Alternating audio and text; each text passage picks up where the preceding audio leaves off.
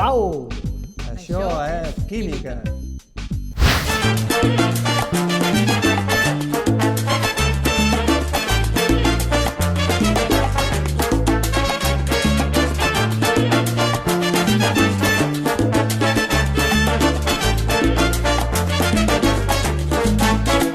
Señoras y señores, me voy a presentar a la orquesta que les va a tocar. Venimos de Colombia, de la capital, y solo queremos ponerlos a gozar, oye.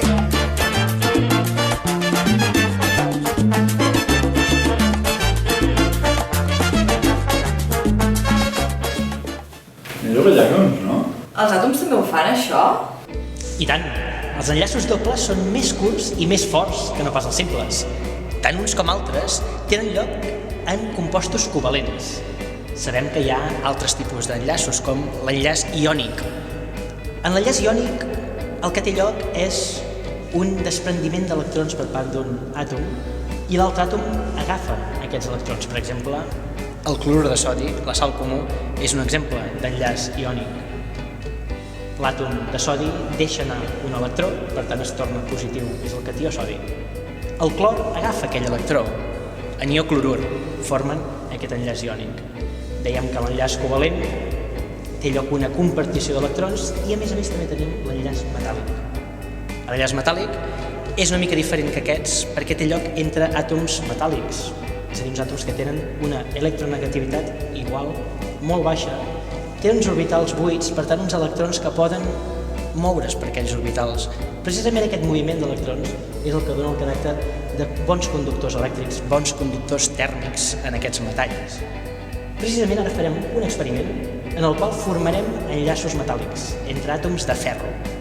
Generarem ferro. Escolta, Pep, i aquesta reacció on te la faràs? L'hauríem de fer sobre alguna superfície metàl·lica, per exemple. A veure si la podem foradar, però no sé què tenim per aquí, A veure, aquí en tenim... aquest laboratori. Escolta, aquí ve per aquí. Hola, Tània. Hola, Tània! Potser aniria bé.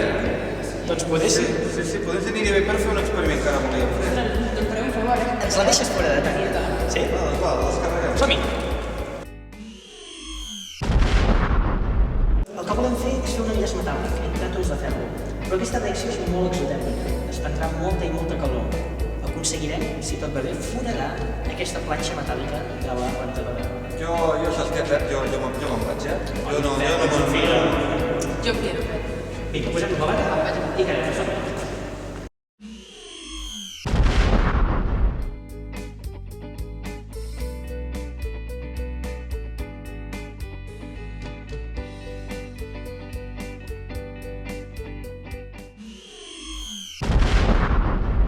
Doncs aquesta superfície metàl·lica serà fantàstica per fer-hi la reacció química. A veure si aconseguim foradar-la.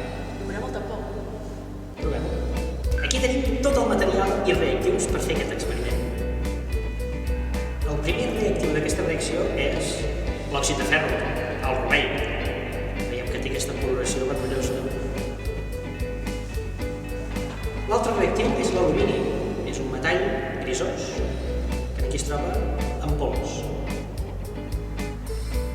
El que hem fet és mesclar-los tots dos, òxid de ferro i alumini. Aquí tenim ja la mescla dels dos reactius, per tant, amb això iniciarem la reacció química. Som-hi, Tània! Aquí tenim els dos reactius, l'òxid de ferro i l'alumini mesclats. Els col·loquem sobre la planxa metàl·lica d'aquesta rentadora.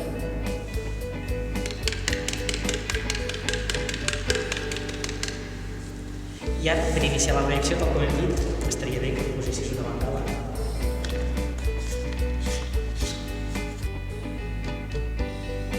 Perfecte. Ens protegim? Preparada?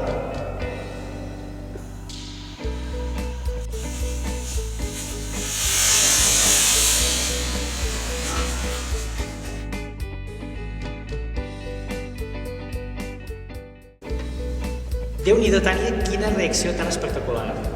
Tal com comentàvem, és molt i molt exotèrmica. S'ha desprès tanta calor que, com volíem fer, hem aconseguit foradar la planxa metàl·lica d'aquesta teva rentadora. I a més, tal com dèiem, hem aconseguit formar aquest ferro, producte d'aquesta reacció química. Per tant, aquells enllaços metàl·lics que comentàvem a l'inici de l'experiment. Uau! Això és química!